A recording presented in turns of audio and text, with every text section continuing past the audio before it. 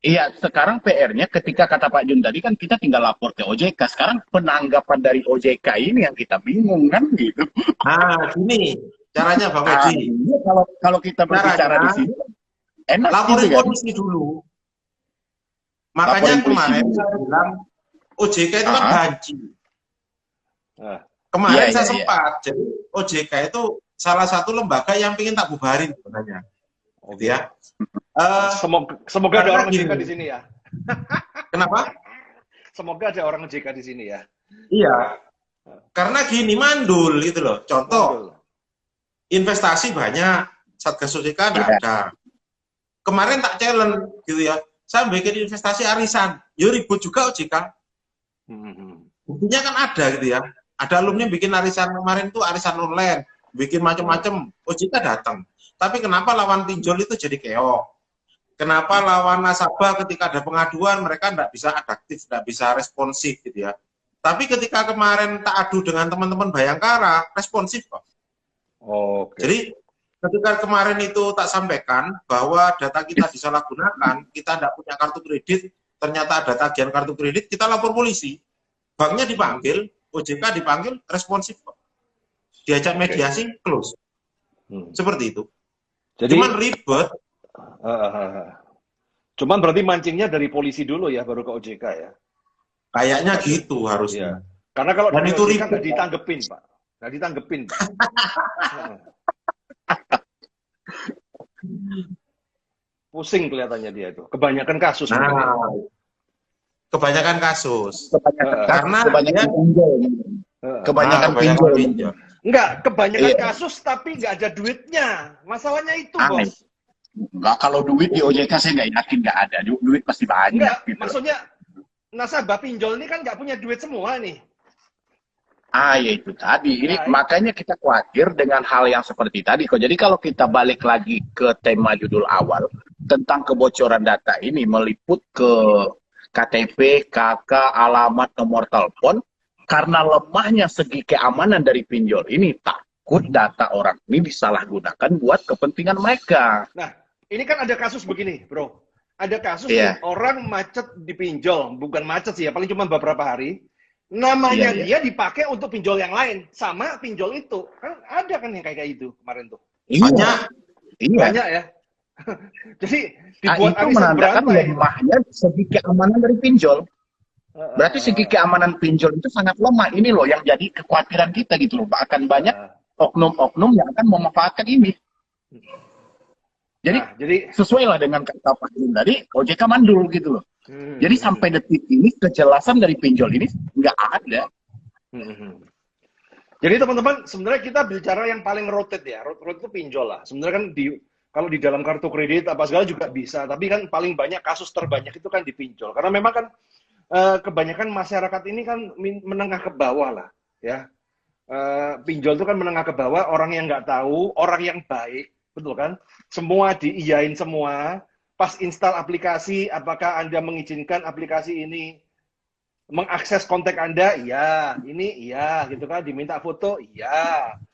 Nah, kemudian ya kacau balau. Jadi ini sebenarnya nanti yang jadi masalah adalah menengah ke bawah juga, masyarakat juga. Nah, teman-teman, Pak Jun sama Mas Medi Brody ini, Iya. kita kan tadi membahas masalah. Sekarang kita akan membahas preventif ya.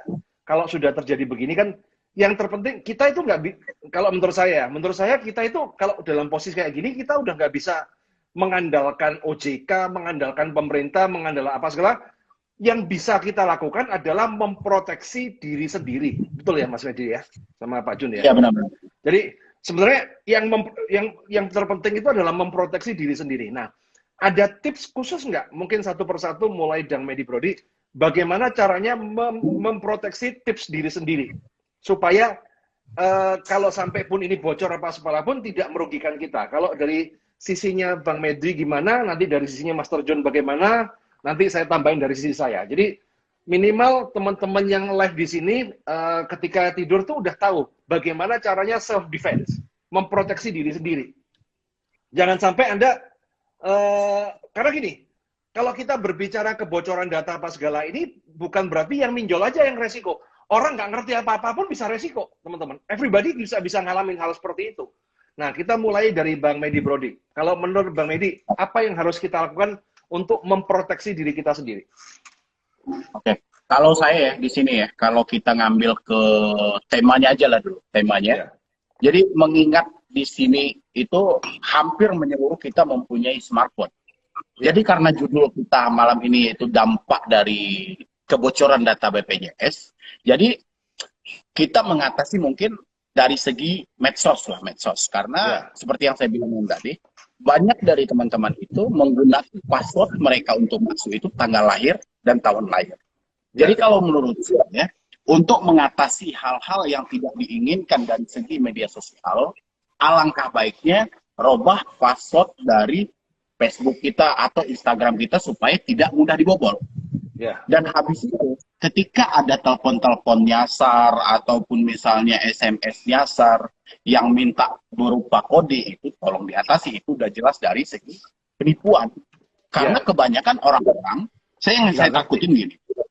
Ya takutnya mereka karena telah mengantongi beberapa data, ya apalagi data itu cukup valid ya, data itu ya mulai dari KTP, KK semuanya, tiba-tiba ada yang nelpon, selamat Anda mendapatkan hadiah sekian ratus juta. Silahkan kirim dananya sekian, baru kami akan kirim. Dengan mereka menyebutkan identitas kita, otomatis orang-orang bisa percaya. Percaya, betul, betul. Ya, makanya dari teman-teman semuanya itu tolong diwaspadai, apalagi telepon-telepon yang tidak dikenal. Kalau dari saya cuma itu aja. Ganti password dari medsos-nya dan hati-hati menerima dari telepon ataupun SMS ataupun berupa apapun yang menanyakan suatu kode ke smartphone kita. Oke. Kalau dari Master Jun, ada yang mau ditambahin Pak? Bagaimana memproteksi diri sendiri? Ya, jadi prinsipnya sih sama, hampir sama dengan Bang Medi. Hanya saja mungkin gini, karena data ini udah bocor, saya ambil satu acuan, satu kasus ya. Beberapa waktu yang lalu saya terima satu kasus di mana dia ditelepon seseorang yang mengatasnamakan dari bank.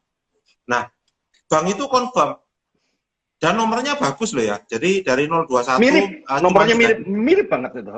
BNI itu mirip BNI Pak. BNI itu mirip banget. Betul. BNI itu.